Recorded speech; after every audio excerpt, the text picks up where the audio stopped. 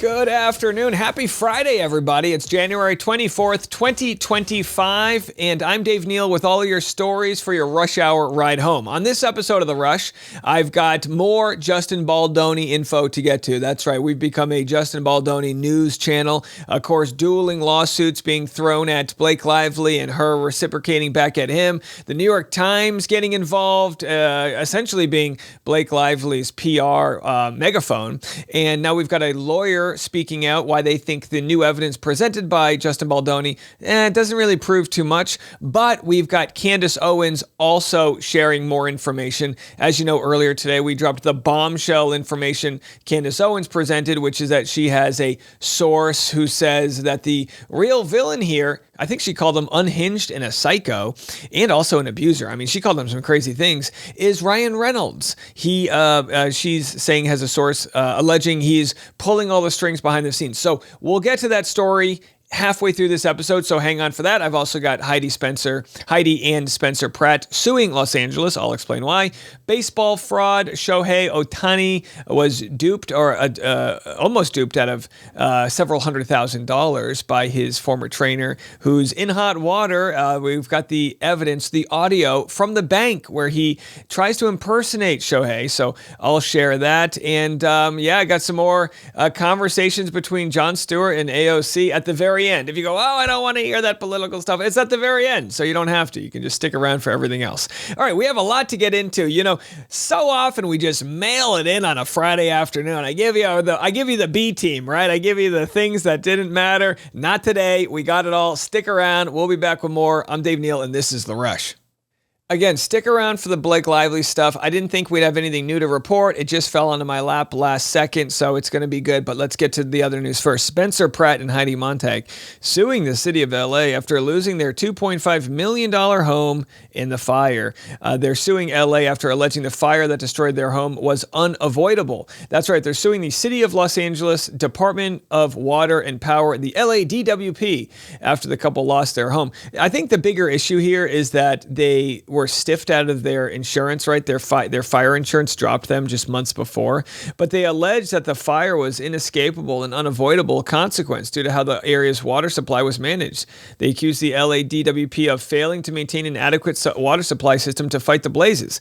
Listen, I don't know if they can win. I don't know if this is true, but I have to tell you, I don't blame them, right? I don't blame them for doing what they have to do when their home was destroyed and the insurance is bailing on them. So I'm sure there'll be some people that are like, oh boy, it's getting old. You know, the feel-good story of Heidi and Spencer is annoying now. And it's like, well, your opinion really doesn't matter when it comes to Spencer trying to protect and provide for his family. So we'll see what it leads to. I mean, at the very least, I don't know if government steps in or what, but you can't just drop fire insurance from all of these areas. I mean, no one's ever going to be able to move there. They're never going to be able to afford their homes, right? All right, so let's get into this story. Ippei Mizuhara was, I guess, impersonating Ohtani.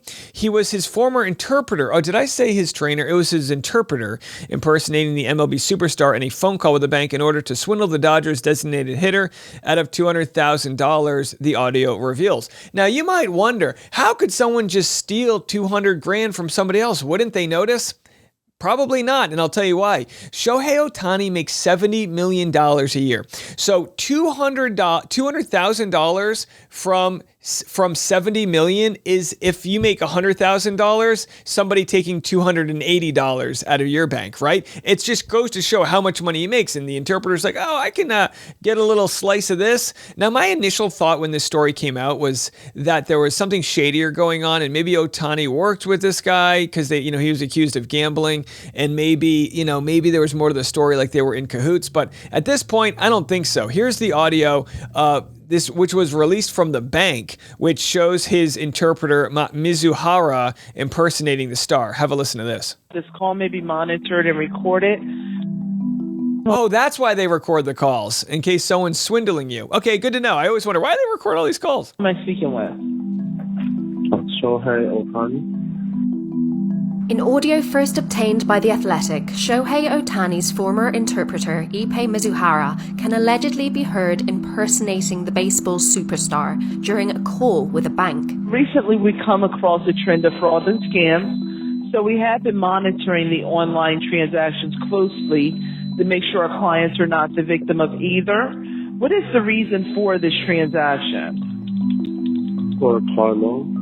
Federal prosecutors say Ippei Mizuhara attempted to transfer $200,000 for what he claimed to be a car loan.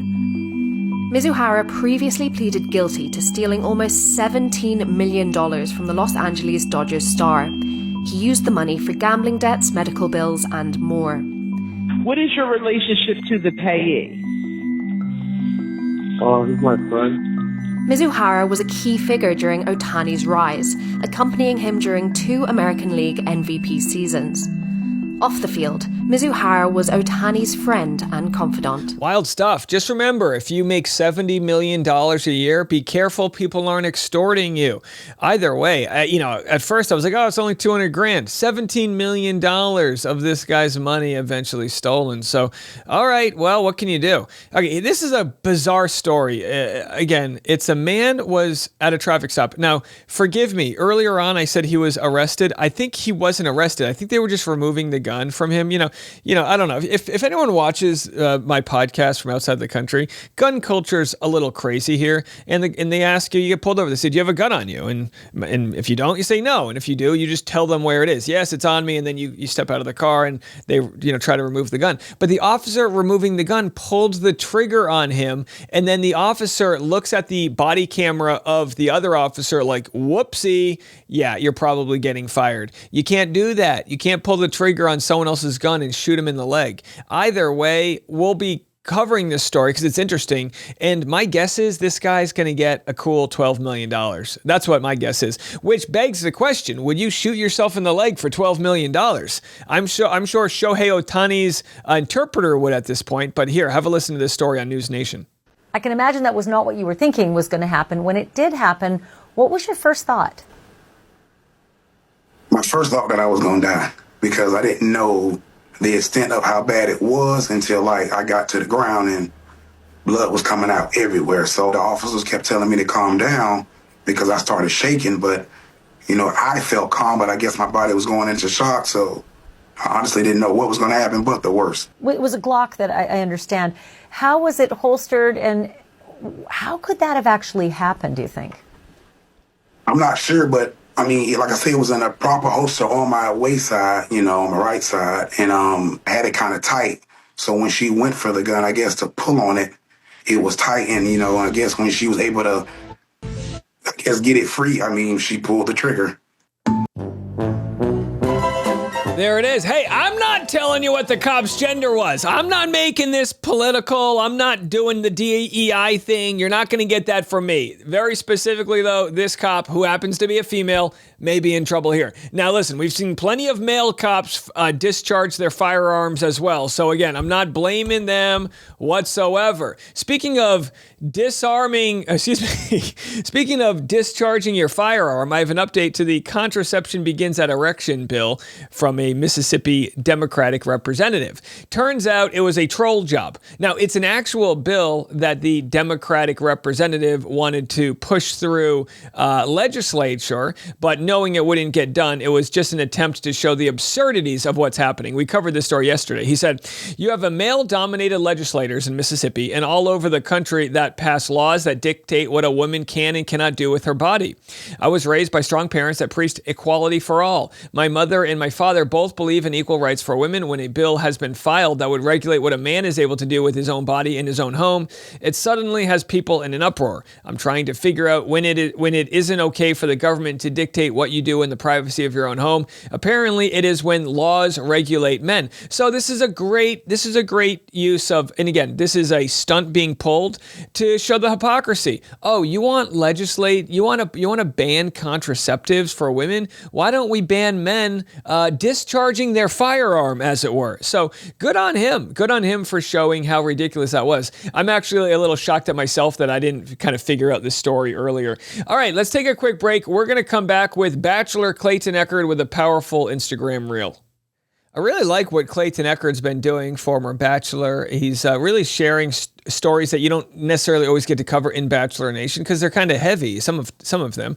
But they're stories of growth. And here he has Demar Jackson, former Bachelorette alumni, sharing another tragic story of senseless gun violence. One of the friends picked up the gun, didn't check if it was empty or not, and just playing with it. Nothing's happening, and then he points it to one of the brothers and then shoots him. He dies immediately, the friend goes to jail, and now that twin brother has to now live life without having a brother. Family always grew up in New Orleans, it's a dangerous space to live in. I've always claimed to be an only child, but growing up, I always had half brothers. So Clayton does a really good job of letting his guests air out their story. And I really, this is what I love about podcasting is everybody has a story worth sharing. You would have never heard of this on the actual show, at least in the depth that you're hearing now. So you can go check that out, Beyond the Cover, if you want to listen to Clayton Echard's podcast. We just like to promote things that are, look, he's doing a great job with the audio, the video, and getting great storytellers and sharing a great message. So good on him. All right, let's go to it. Right, let's get into it. We've got more Blake Lively, Justin Baldoni talk. Candace Owens tore the lid off this thing yesterday with a real long rant. I mean, I covered it this morning. It was like 20 minutes of me reading all of the Instagram stories of what she said. So you can go check that out. Now, for those wondering, when it comes to this topic, it's very challenging. Every morning and afternoon, I make the morning rush hour podcast and the afternoon rush hour podcast. And then anything that happens in between those two, I try to make a dedicated video. So I've had people ask, Dave, are you going to cover Bachelor Nation? Are you going to cover Justice for Clayton stuff? What are you doing? Or is it all going to be in the podcast? And the truth really is, it depends what I can get to every day, right? I'll continue to cover Bachelor recaps. I'll continue to cover Justice for Clayton when it's in the news. But we got a lot of different topics to kind of dive into. So today I covered a second additional video of the Candace Owens calling out of Ryan Reynolds. In that video, she brought some, it was a lot of hearsay style evidence. It was like, a source tells me this. There's no smoking gun, as it were. It doesn't mean it's not all adding up, but here, if I'm going to share these stories, I got to let you guys know, hey, this is like bulletproof evidence versus, her source could be wrong, Well, here she is, Candace Owens. The title says, is not playing with Blake Lively. Have a listen. Back to that other picture of him and the family literally posing. Look at them. They're posing. This is a red carpet event. It's his film, and his family is posing next to Dasani water, which insults me deeply because Dasani water is disgusting. Okay. Yeah, no lies there. But yeah, for those listening to the audio only, she's showing the photos of Justin Baldoni in the basement at the premiere. Okay. Again, to add further insult to injury, it's Dasani water that they're next to. Okay. And Coca-Cola in the background, pallets of it, because Blake Lively and Ryan Reynolds wanted to say to them, you should be further humiliated. This is our movie now.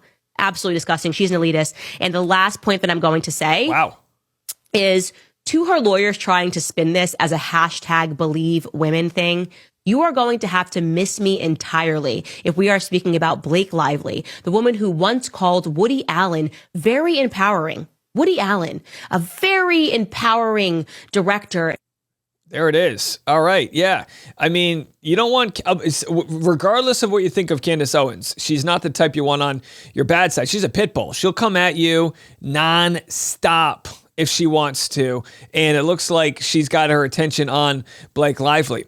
This was posted just minutes ago from Page Six.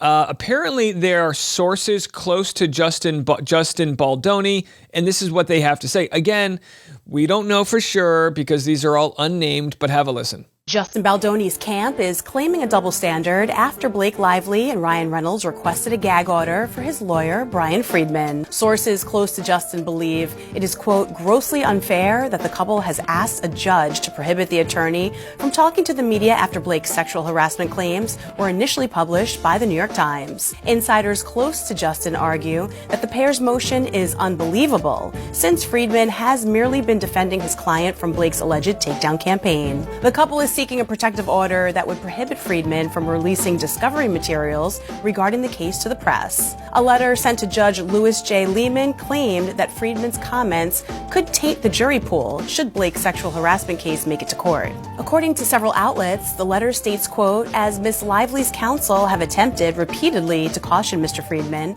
Federal litigation must be conducted in court and according to the relevant rules of professional conduct. Blake and Ryan's counsel claim that Friedman, quote, has given television interviews, appeared on podcasts, issued inflammatory written statements, and leaked information to the Hollywood press and tabloid media virtually every day since she filed her complaint against Justin on December 20th. The letter also alleges that Friedman's statements have been deliberately aimed at undermining the character, credibility, and reputation of numerous relevant parties. The request came after Justin released raw footage from It Ends With Us in an effort to refute Blake's sexual harassment claims against him, which he has denied. All right, so there it is. She's upset that he's taking things to the media. Of course, the counter from Justin is, well, she started it. She took things to the New York Times in a whole smear campaign. So again, very interesting. Now, of course, Justin Baldoni releases that footage to show that he was innocent of at least the harassment charges from that slow dance scene. Here is an opinion from an attorney with regard to that footage. The Blake Lively video, the Justin Baldoni video. What do you think of it? I'm Alex, I'm an attorney, and I'm going to tell you what I think of it. I do not think that this is what lawyers call a smoking gun or absolute proof that on either side, on Blake's side or on Justin's side. I actually think that this is a very hard video to analyze because they're in character. They are acting. Of course, Blake is going to look like she's not uncomfortable because she's being filmed. That doesn't mean she wasn't uncomfortable, but it also doesn't mean that his actions rise to the legal standard required for a harassment claim. I also think that the fact that Justin is the director makes things more complicated because how the scene unfolds, how the two interact would be within his purview. And so I kind of think maybe there are some miscommunication here about expectations between the two of them and how they would interact in this movie. Yeah, and look, again, you got to be careful when you discuss it because you're not trying to make light of any claims if you feel like a scene went too far. But in this case, we just need more information. I'm sure there must be notes out there of what happened on the day. Usually there's like a script assistant and they're taking notes throughout the day so you can remember how things were positioned or what drink you were drinking or all the little details of the scene. That has to come out. And you might have a script assistant saying, all right, we're rehearsing and Justin and Blake are going over how he's going to try to kiss her in the scene and she's going to try to pull away. Just like you can't say, well, she didn't feel uncomfortable because she was acting.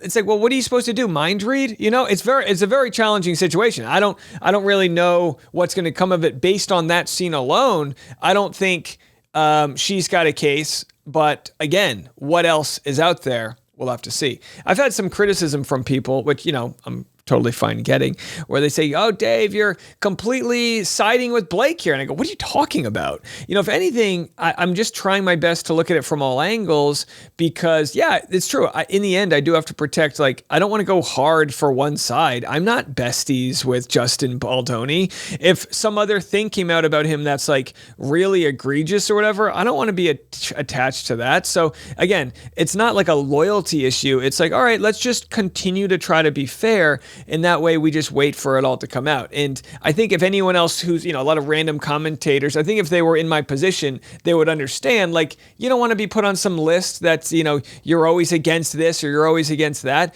Just try to think of every case uniquely. And that's kind of the problem in society is we want to see what political side we're on. We want to see, everyone's they want you to be this versus that. And it's okay, I'm kind of an individual and I want to make sure I get it right here. So we're going to leave space to figure that out. All right, coming up next, Fox News' Jesse Waters says real men don't go grocery shopping. I'll love that story next.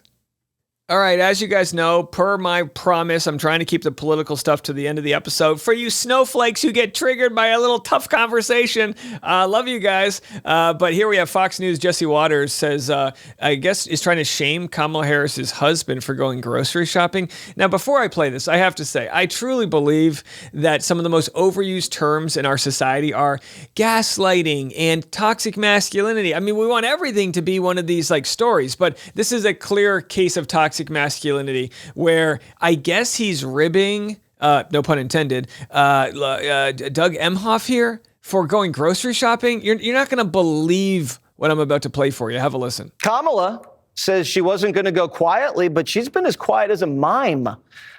Mamala just launched a blog, though, And we clicked on it, and she wants our email address so she can ask us for money.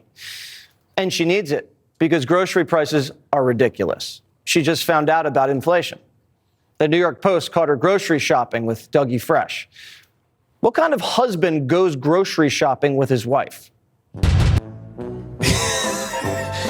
What does that even mean? I don't even know where to go with that. What kind of husband goes grocery shopping with his wife? This is toxic masculinity. I don't know. Maybe the husband who doesn't want his wife to come home with bruised bananas. You know what I mean? I'm going to go to that store. We're going to get the ripe mangoes. I like to go grocery shopping with my wife because she always buys way too much. She'll buy like 6 pounds of cherries. And I'm like, honey, what the hell are we going to do with 6 pounds of cherries? So I go grocery shopping with my wife specifically, and I actually prefer to go by myself. I put some headphones in. I listen to the Rush Hour podcast. Now, I like to go by myself to the grocery store. You know, I feel like a provider. I'm like getting the good kale and doing all the things. How ridiculous of a story is this? And I've seen this, I feel like I've seen this more often than not. You know, I've been posting things online where like I'll have my baby boy, I have an 8-month-old son. I'll have him in the baby Bjorn, which is like a holder that goes onto your chest. That way you can still use your hands and walk around. I've had so many people online be like, I'm going to revoke your man card. And it's like, I'm sorry. You need therapy.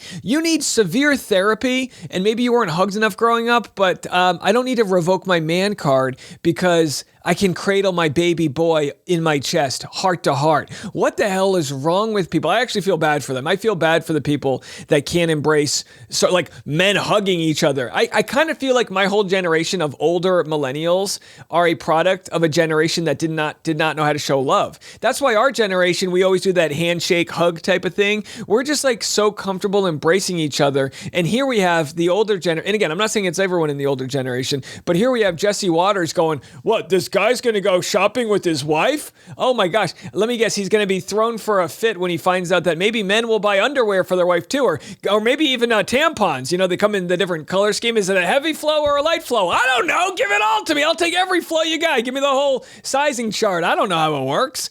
All right. If that's not fun enough news, here we have House Republicans proposing an amendment of the Constitution to let the president seek a third term.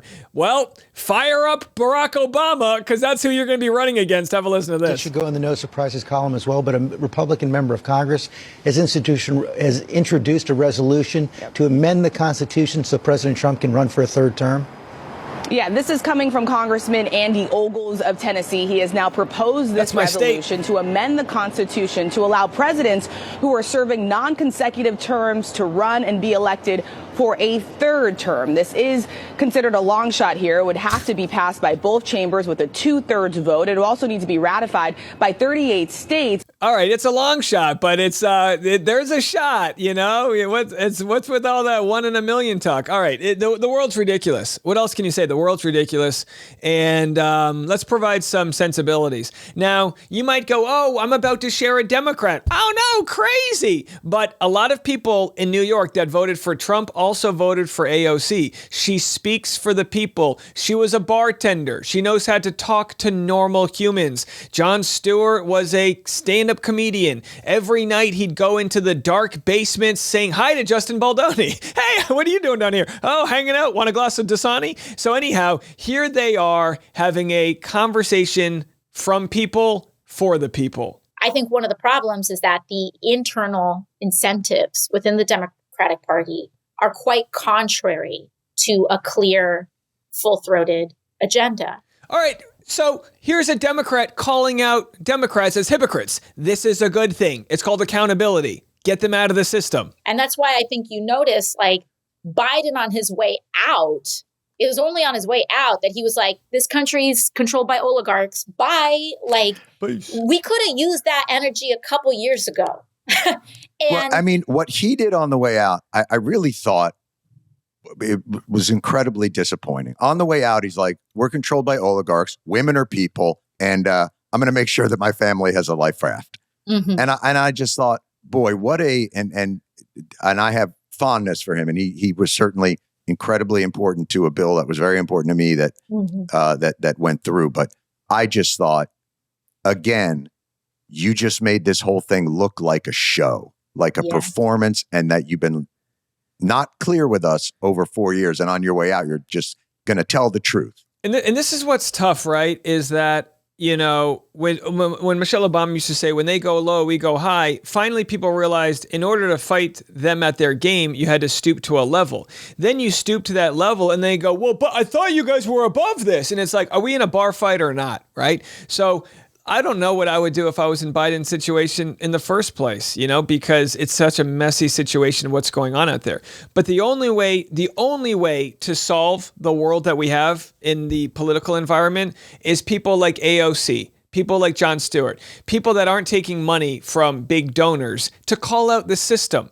You might say, no, this weakens the Democratic Party to have AOC calling it out. No. It's not. It's like when you go shopping for clothes. Hear me out for a second. Have you ever been shopping for clothes and you want to buy a shirt and the salesperson's like, you know what? I don't love that on you. And you're like, oh, shoot, I respect that. You would get commission off of this. And yet you're like, nah, I don't love it on you. So then the next time the salesperson's like, that other shirt, that makes your eyes pop. You're like, oh, well, how nice is that? So it's like, show me some authenticity. Show me some criticism of your own party. We're not voting for several years again. Show me what you're going to do to make it stronger, to put your money where your mouth is. And all I see from AOC is doing just that. So for everyone who says, oh no, she's the worst. No, those are people that are afraid of the power that she actually has.